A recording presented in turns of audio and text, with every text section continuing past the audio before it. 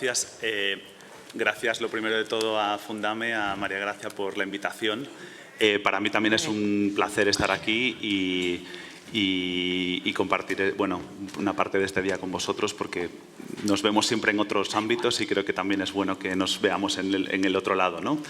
Me habéis puesto un reto muy difícil y creo que lo que voy a hacer con vosotros es acompañaros un poco en el conocimiento que más o menos tenemos desde la parte clínica y el desconocimiento también que tenemos de muchas cosas que hacen que pues, a muchas de vuestras preguntas no podamos responder y nos encomendemos un poco a que necesitamos más investigación en muchos aspectos para poder mejorar en tratamientos, en acceso a distintos tratamientos. No sé si tengo la presentación,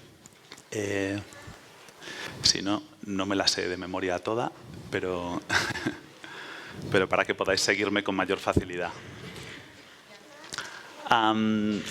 Bueno, eso, me han encomendado la optimización y restauración de la proteína SMN. ¿Dónde tengo que apuntar? ¿Hacia allí? Va regular, Ahí está. Perfecto. Bueno, seguramente hay muchas de estas cosas que ya nos vamos a repetir mucho sobre esto, pero quería que volviéramos a entender bien de dónde viene la fisiopatología de la enfermedad para poder entender bien los tratamientos y por qué hablamos tanto de la proteína SMN.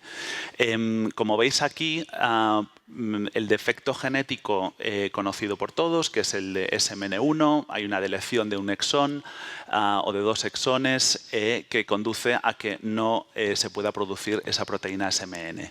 Tenemos ese gen que decimos que es como de un backup, de seguridad, ¿no?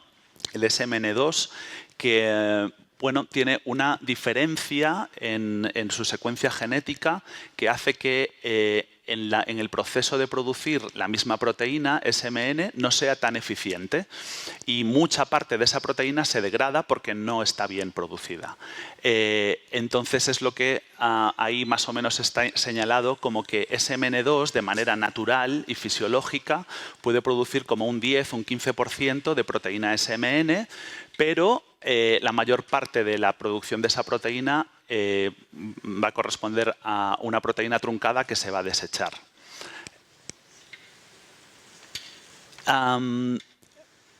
Esto viene siendo más o menos lo mismo con dibujitos para entender que SMN1 se encarga de la producción principal de la proteína SMN y de que SMN2 es capaz de producir solo una pequeña cantidad de esta proteína.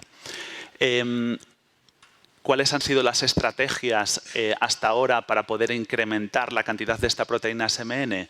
Pues pasaré a contároslas ahora, pero hay que entender otro proceso que ocurre de manera fisiológica para poder también entender por qué existe una diversidad en cuanto a los cuadros clínicos y por qué existen distintos tipos de AME. En algunos pacientes el número de copias de SMN2 es variable y no todos tienen dos copias y como conocéis muy bien es algo que miramos ahora mucho en los estudios genéticos porque a lo largo del tiempo, a ver si me acompaña esto, nos hemos dado cuenta de que un mayor número de copias de SMN2 se correspondía con un tipo de AME distinto y por eso ahora es muy importante también conocer el número de copias, sobre todo cuando estamos empezando a hacer estudios genéticos, incluso en pacientes presintomáticos. Tener un mayor número de copias de SMN2 significa también ser capaz de producir más proteína SMN funcional. Y esto de alguna manera ha dado pie a que entendamos que si hacemos mejorar el funcionamiento de SMN2, y por ahí van las líneas de fármacos actuales, podríamos obtener un resultado similar a tener más número de copias de este gen. A mí me gusta explicar a veces esto de esta manera porque a veces entendemos un poco mejor también la fisiopatología de la enfermedad. Y de alguna manera lo que pasa en atrofia muscular espinal es que tenemos una pecera con una serie de pececitos y de agua y lo que vamos perdiendo es agua y por tanto esos peces no sobreviven. El símil es que nuestras motoneuronas necesitan esta proteína para sobrevivir. Y cuando no tienen esta proteína, las motoneuronas se van degenerando y por tanto no tienen esa capacidad para sobrevivir. Lo que intentamos con los tratamientos es llegar a tiempo para poner agua. Y yo creo que a veces en consulta alguna vez alguien me habrá escuchado decir que lamentablemente no podemos poner más peces cuando ya no han sobrevivido. A veces las motoneuronas han sufrido un proceso de degeneración que no somos capaces de revertir con los tratamientos actuales. Y por eso... Uy, perdón. Para atrás. Decimos que el tiempo es motoneuronas, porque necesitamos poner agua en esa pecera a tiempo para cazar cuantos más peces posible.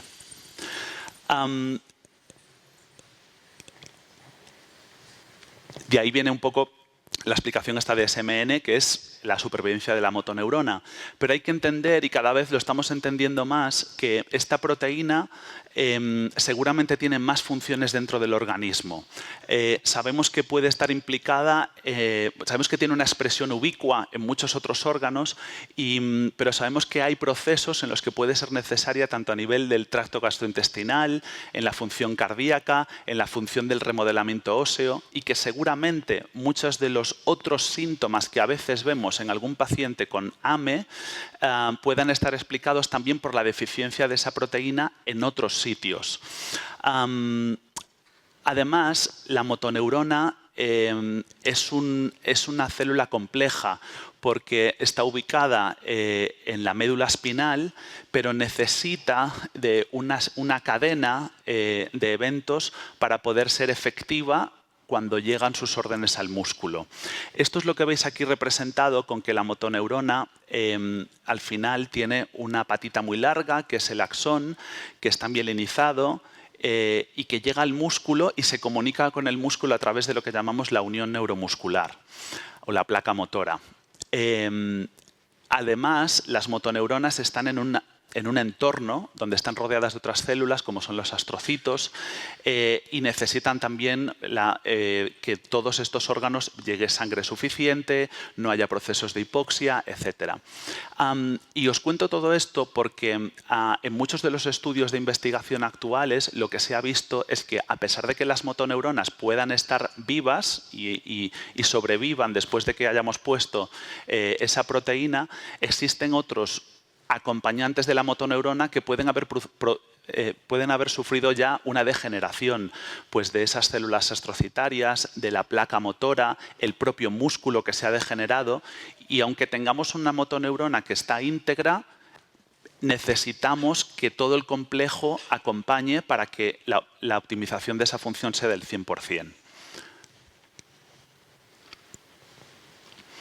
Por tanto, la pregunta que me hacían era ¿cómo podemos reponer la proteína SMN? Bueno, pues dos maneras básicamente. Una, o poniendo de nuevo el gen original, el SMN1, dentro del organismo, o haciendo que el SMN2 funcione de una manera más eficiente para producir proteína funcional. Y os traigo aquí un poco la importancia también del cuándo. Y esto es un estudio que se ha realizado comparando controles sanos con pacientes con atrofia muscular espinal, intentando conocer qué cantidad de proteína necesitamos normalmente como un proceso fisiológico y en qué épocas de la vida. Y lo que se ve, y no sé si puedo señalar con esto, ¿sí? Se me pasa, a ver, perdón. Así. Es que en la época fetal esta proteína es súper importante y tenemos niveles, lo que veis aquí en verde son controles sanos y lo que está en rojo son pacientes con AME.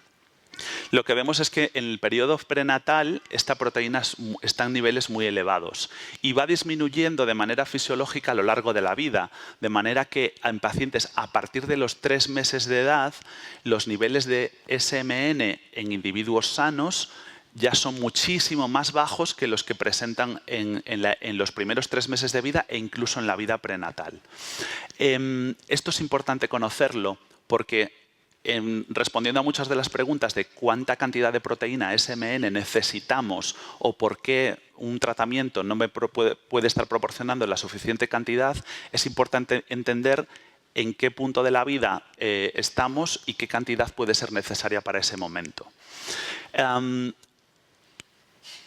Lo que se ha visto con los ensayos clínicos y con la implementación de estos tratamientos es que es muy importante ese cuándo y clínicamente hay dos factores muy importantes que afectan a los resultados que estamos viendo con los tratamientos.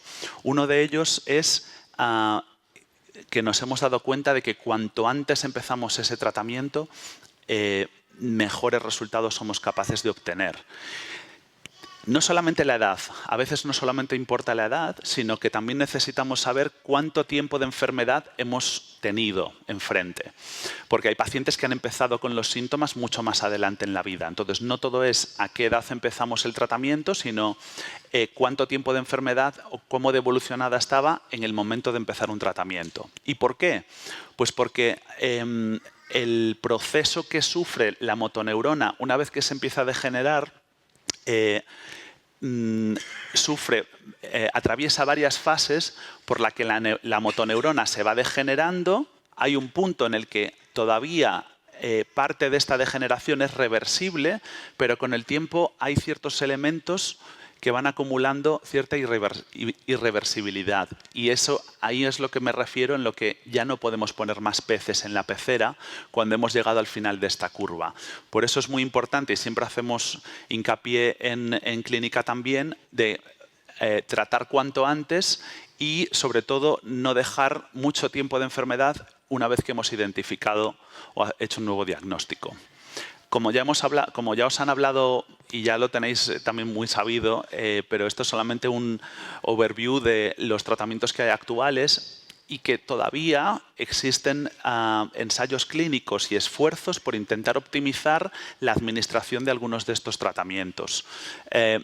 Nusinersen, que fue el primer tratamiento que ha llegado a la clínica, que es el de administración intratecal. Onosamnogen Aveparbovec, que lo conoceréis más por el nombre de terapia génica, y el Risdiplam, que es la terapia oral. Brevemente sobre cada uno de ellos, el Nusinersen es uno de los que modifica esa secuencia del SMN2 para poder producir más proteína funcional. Es el que se entrega directamente a la médula espinal a través de una punción lumbar y, como todos los tratamientos, pues tienen ventajas e inconvenientes, que yo enumero aquí, pero que seguramente se os ocurre alguna ventaja más o alguna desventaja más. Principalmente, la ventaja que vemos es que no tiene efectos sistémicos importantes, pues porque hay una entrega directa al espacio intratecal y no atravesar la barrera hematoencefálica del todo hace que tengamos pocos efectos sistémicos. Además, porque hay una entrega más directa allí donde hace más falta, aunque quizás, como os decía antes, existen dudas de si necesitamos que llegue a un sitio más. Por eso esa desventaja de que no hay una administración sistémica y de que pueda haber otros síntomas que pueden estar apareciendo porque no llega esa proteína a otros órganos. Además, podría existir una posibilidad de gradiente de captación. Esto se ha visto en algunos estudios post-mortem, de que podría haber alguna debilidad en algunas otras zonas, por ejemplo la debilidad vulvar, derivada de que a lo mejor la captación de esa proteína puede no ser igual en unas zonas de la médula espinal que otra. La dosis además es igual siempre, independiente del peso, y por supuesto la necesidad de punciones repetidas como una de las desventajas también. La terapia génica, sabéis que es la terapia que intenta, mediante un vector viral, mediante un virus que infecta nuestro cuerpo, lo administramos de manera intravenosa y el objetivo es que llegue a la médula espinal para que el virus infecte a las motoneuronas, pero en vez de ser un virus malo, lo que es un virus bueno porque entrega directamente el gen SMN1. Ventaja, que es una administración única. Y además hay una teórica supervivencia dentro de las células que hacen que en principio pudiera ser una terapia de por vida, aunque todo esto lo decimos siempre pues en base a que intuimos que no se va a degradar ese ADN dentro de la célula. Como desventajas, pues es dependiente de una respuesta inmune y hay factores que no podemos controlar en el éxito de la administración, que son muy individuales y cómo responde cada uno a infecciones. El tropismo que el propio virus tiene, a veces se va en exceso al hígado y no podemos controlar ese tropismo que tiene el virus por otras células. Puede que otras células, así como decimos que tiene una administración sistémica, puede que en las motoneuronas sobreviva, pero puede que en otras células no sobreviva tanto. Y hay dudas de si podría tener un efecto tóxico la sobreexpresión de la proteína. Y luego, de momento, que solo tenemos autorizado para AME tipo 1 y pacientes presintomáticos con 2-3 copias. ¿Vale? Y risdiplam, que es otra molécula muy parecida en cuanto al mecanismo de acción a nusinersen, pero que por su tamaño puede atravesar la barrera hematoencefálica y llegar a la médula espinal. Por tanto, la podemos tomar como el jarabe que ahora mismo es. Como principal ventaja, pues es un jarabe, tiene una administración muy fácil y contamos con esa distribución ubicua, más sistémica, más global, a la que puede llegar una molécula que estamos tomando por boca y que llega pues, a todas las partes de nuestro organismo. De nuevo, es una dosis que a partir de 20 kilos ya no se sigue ajustando, es siempre la misma dosis para todo tipo de pacientes a partir de 20 kilos. Tenemos la imposibilidad de saber cuánto llega al sistema nervioso, cuánto se absorbe, la necesidad de llevar siempre en nevera, toma diaria y que no se puede tomar durante el embarazo, que puede afectar a la fertilidad masculina. Pero bueno, todos los medicamentos tienen sus efectos secundarios, ¿no? No es el objetivo de la charla, pero todos estos tratamientos pues, han tenido sus fases de ensayo clínico, donde han demostrado pues, su efectividad y cada uno de ellos pues, le acompaña pues, estos datos. No tenemos un estudio comparativo y de ahí seguramente la pregunta de qué tratamiento es mejor es la que es más difícil de responder. No me voy a detener mucho más en esto porque ya nos ha hablado Juan de los protocolos que tenemos ahora mismo desde el Ministerio para poder administrar estas terapias. Simplemente añado, como en cuanto a nusinersen y risdiplam, que está autorizado para pacientes presintomáticos con 1 a 3 copias de SMN2 y en AME tipo 1, exceptuando el subtipo 1A, para el cual no estaría autorizado el nusinersen. A ver, perdón. El Ministerio establece que tenemos que también seguir a estos pacientes y hacerles una serie de escalas que, bueno, cada vez que venís a consulta, pues repetimos en forma a veces de cuestionarios de independencia, en forma de escalas motoras, en función de la situación funcional de cada paciente y de la edad. Y que son datos que el Ministerio regularmente nos pide pues, para poder intentar conocer mejor qué efecto van teniendo estas terapias en los pacientes que tratamos. Voy a saltarme ya todo. Bueno, perdón. Y luego añado un protocolo específico para terapia génica, para, como os decía, para pacientes de AME tipo 1 y para pacientes también presintomáticos, porque en algunas comunidades autónomas ya estamos haciendo screening neonatal. Y ahora traigo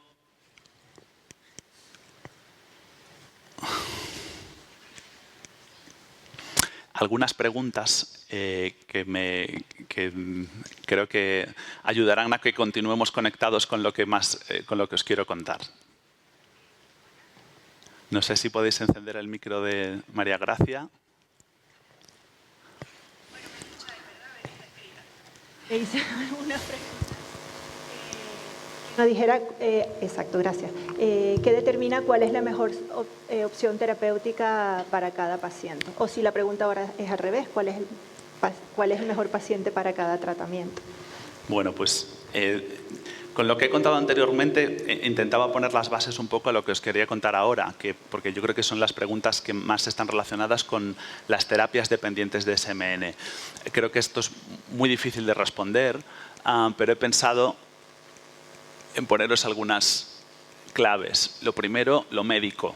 ¿Qué determina que elijamos un tratamiento, que elijamos otro? Bueno, lo primero, el diagnóstico clínico y la clasificación del tipo de AME. Como habéis visto, no todas las terapias están aprobadas para todos los pacientes. Además, de acuerdo al protocolo actual, el número de copias es importante también para poder autorizar alguno de estos tratamientos. A ver si sigue esto. Ahí va. Bueno, la presencia además de anticuerpos en los casos de terapia génica o la presencia de otras comorbilidades médicas que a veces nos puede hacer tomar la decisión de que un tratamiento puede ser mejor que otro, ¿vale? También pongo que no solamente lo médico, la valoración clínica, lo científico, es decir, la disponibilidad de resultados según ensayos clínicos, hará que en un caso o en otro pues os podamos más o menos orientar sobre qué expectativas podamos tener sobre cada uno de los tratamientos. Y, por supuesto, la experiencia clínica. A veces, pues, lo que os podremos contar en consulta es qué experiencia hemos tenido pues, en pacientes similares a vosotros. Y creo que es muy importante también que añadamos aquí lo personal. Es decir, que cada persona al final, y más en una situación en la que tenemos varios tratamientos disponibles, también pueda conocer al máximo cuál es su situación médica y científica que pueda avalar un tratamiento u otro, y por eso tenemos que tener una discusión con vosotros sobre estos tratamientos, el análisis de las ventajas e inconvenientes de cada uno de ellos y sobre todo de las expectativas y objetivos para poder acordar qué tratamiento se podría ajustar mejor a esa expectativa objetivo. De nuevo, esto es complejo, esto requiere pues eso, que nos sentemos en consulta y habrá algunas veces que será muy fácil, pues porque habrá solo una opción, quitando la parte médica, la parte personal, y a veces tendremos las tres opciones y tendremos pues que deliberar en conjunto.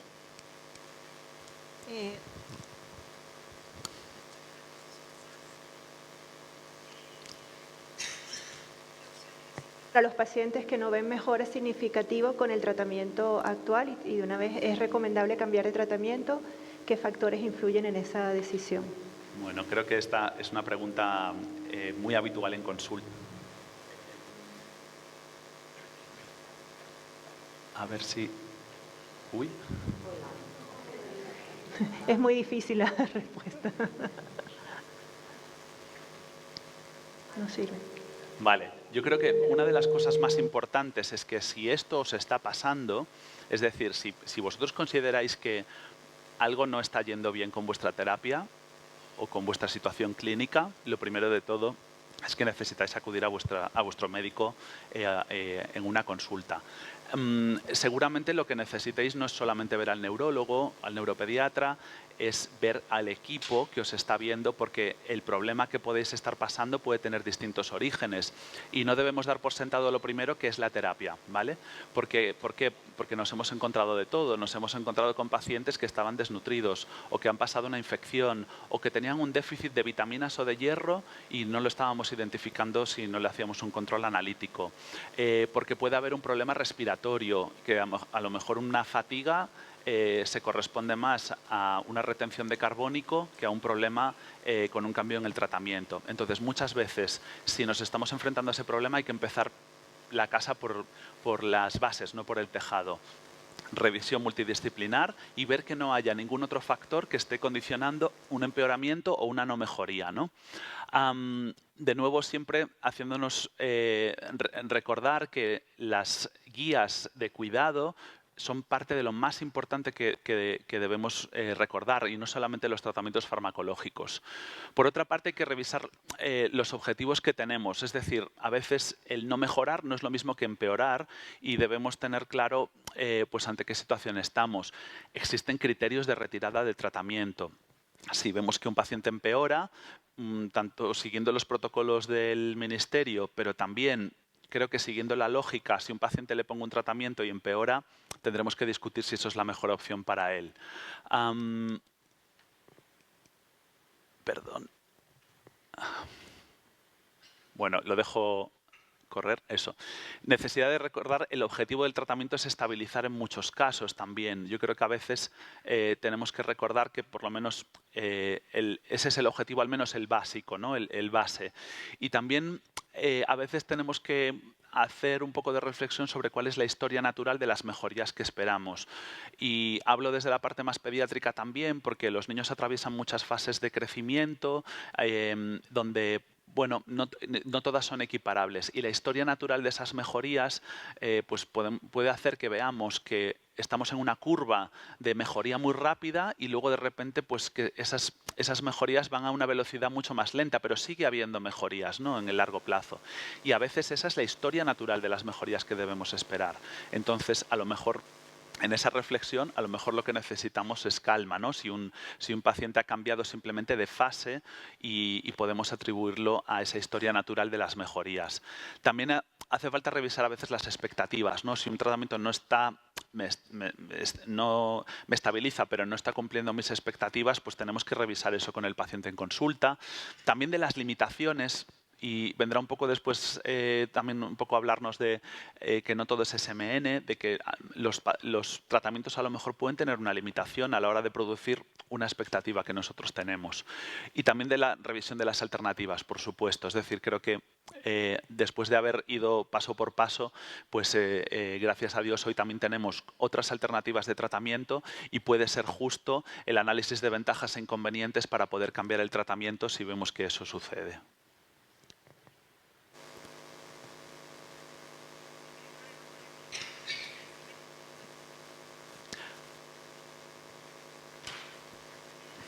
Ensayos que están combinando dos tratamientos SMN. La idea es, ¿será que no se está recibiendo la dosis adecuada? ¿Por qué se combinan dos tratamientos o por qué se hace un ensayo con dosis más alta? ¿Y qué se busca con estas combinaciones? Y si puede existir un riesgo de, por ejemplo, neurotoxicidad por aumentar la concentración de proteína SMN. Bueno, yo creo que en esto máxima duda. Podría ser que haya una incapacidad, o sea, tenemos una incapacidad para saber si los tratamientos están llegando a donde tienen que llegar. No tenemos una analítica donde podamos ver que efectivamente esa motoneurona está produciendo, está recibiendo esa proteína SMN o que tenemos esa proteína. Y es probable que el efecto combinatorio a veces resulte beneficioso o que se traduzcan que alguno de ellos, pues combinando dos lugares de administración, pues logremos una administración más eficaz o que sus efectos se potencien. Hay intentos de intentar evidenciar si esto puede ser así, ¿no? Entonces, hay algún ensayo donde se ha visto que la terapia combinatoria puede producir efectos adicionales. ¿Y cómo lo medimos? Se está estudiando el tema de los neurofilamentos que están relacionados con el proceso degenerativo y cómo disminuyen, intuyendo que la terapia combinatoria podría producir menos neurodegeneración y por tanto que estaría dando beneficios adicionales. Yo creo que es importante recordar que muchos de estos ensayos clínicos de terapia combinatoria, el objetivo principal y primero es asegurar que la seguridad es adecuada, porque cuando ya teníamos 3 tratamientos y ha empezado a surgir la duda de si los podíamos combinar, todavía no teníamos ensayos clínicos disponibles que a nosotros en clínica nos ayudasen a tomar esa decisión. Creo que también tenemos siempre dudas de la dosis, ¿no? En casi todos los ensayos clínicos de las 3 terapias ha habido problemas de toxicidad y por eso se han limitado las dosis máximas de medicamento, ¿no? Y en nusinersen se está actualmente... Bueno, están los resultados ya disponibles, pero no es hoy el objetivo de la charla, pero se está explorando la posibilidad de más dosis y están pendientes de que conozcamos todos esos resultados, ¿no? Ya os digo que lo primero sobre todo es conocer y seguir explorando si hay dosis que pudieran funcionar mejor. De nuevo, ¿cuánta proteína es necesaria? No lo sabemos, pero como visteis, a partir de los 3 meses puede que muy poca, con lo cual existe también un poco la duda de si ese es el objetivo que tenemos que tener, más proteína, cuando sabemos que de manera fisiológica a partir de los 3 meses de vida no existe tanta necesidad de esta proteína, o tanta cantidad por lo menos. Y luego, esto ya lo mencioné, ¿cuánta SMN tenemos una vez que los tratamos? Bueno, pues han hecho intentos para saber esto, pero es difícil. Hay algún estudio que he leído a través de estudios en fibroblastos de pacientes, saber la producción cómo era de esta proteína después de poner una terapia, pero no se ha encontrado una buena correlación. Y lo que sí que también os tengo que contar es que sí que es cierto que hay cierta preocupación porque el acúmulo de SMN pueda producir algún tipo de toxicidad. La que se ha visto en animales y en los ensayos clínicos es que podría haber afectación de los ganglios dorsales medulares y esto produciría pues, un cuadro como de ataxia sensitiva, alteraciones en la sensibilidad propioceptiva y además podría producir una degeneración adicional de las motoneuronas que están acumulando una proteína que no deberían estar acumulando en exceso. En algunos estudios, además, la terapia combinatoria, y esto en la vida real luego hemos visto que en algunos casos sí, en algunos casos no, y puede haber factores individuales, pudiera ser que acumulasen más efectos secundarios. Pues, por ejemplo, los pacientes tratados con terapia génica que tenían mayor hepatotoxicidad en algunos estudios en los que habían sido tratados previamente, ¿no?, con otra terapia. Todo esto está también, ya os digo, que por ensayar y por ver, y que yo tendría, por lo menos desde la parte clínica, cierta precaución a excederme demasiado en esta vía de SMN ante la falta también un poco de datos que nos aseguren que es seguro a largo plazo y de que no estamos induciendo a efectos tóxicos. Perdonen, es que hay problemas técnicos. ¿No tendría sentido estudiar tratamientos SMN que tienen un modo de administración y una biodistribución distinta? Me refiero, por ejemplo, risdiplam y nusinersen, que no vemos ensayos al respecto. Bueno, como digo, se están buscando nuevas formas de administración, tanto de vía intratecal, de, por ejemplo, la terapia génica, a través de un reservorio o a través incluso de comprimidos, ¿no? El risdiplam. De nuevo, yo creo que estamos ante tratamientos nuevos que desconocemos muchas veces efectos tóxicos. Quiero que entendáis que a veces nuestra postura desde la clínica es que tenemos que tener claro que lo primero es no haceros daño. Es distinto un contexto de investigación, es distinto un contexto de ensayo clínico. En la práctica clínica muchas veces lo que queremos para vosotros es no haceros daño lo primero, por supuesto haceros un beneficio, pero lo primero que tenemos que garantizar es eso, ¿no? Por lo tanto, yo creo que, y parte de lo que quiero transmitir a veces es, necesitamos más ensayos clínicos que apoyen cosas que estamos haciendo en clínica antes de ponernos a explorar, ¿no?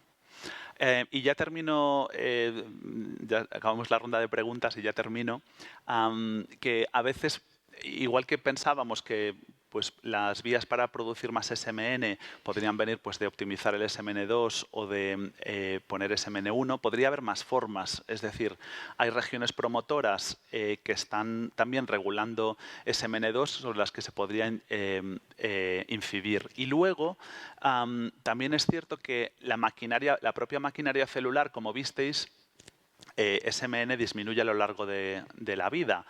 ¿Esto qué quiere decir? Que se produce menos, que el gen ya no es importante, porque el gen sigue estando ahí, ¿no? Entonces, hay una maquinaria celular que se encarga de decir cuándo se expresa más una proteína o cuándo se va expresando menos. Y esa maquinaria celular todavía se podría regular para que no se destruya tanto SMN o para que se estabilice más dentro de la célula. Esto que casi no se ve es para decir que hay otros fármacos que podrían incrementar la dosis de SMN. El ácido valproico, lo habréis oído, el fenilbutirato, la flunaricina. Bueno, hay algunas otras cosas, algún otro ensayo clínico por ahí. De momento nada que suene demasiado prometedor. Como digo, también habría esos eventos después de producir la proteína que, bueno, pues podría haber eventos que afectasen a esa producción de la proteína, a la cantidad que existe en una célula o la estabilidad. Es decir, nosotros al final usamos tratamientos que hacen que se produzca más proteína, pero no estamos haciendo nada para no impedir que se degrade esa proteína, ¿vale? Por lo tanto, todavía habría espacio para investigar qué factores modifican la transcripción de estos genes, la estabilidad de proteína o su plegamiento, los eventos que están en el proceso de la traducción o la eficiencia de esa traducción. Y ya lo último, para dar paso a mis compañeros, que me he alargado un poco, es que las implicaciones no solamente que tiene el tener esta proteína, sino el tener íntegra el órgano efectivo, que al final no solamente está integrado por una motoneurona, sino también por esa placa motora, por ese músculo, y que por eso necesitamos, como ahora van a comentar mis compañeros, otras estrategias que aborden todo el conjunto. Nada más. Muchas gracias.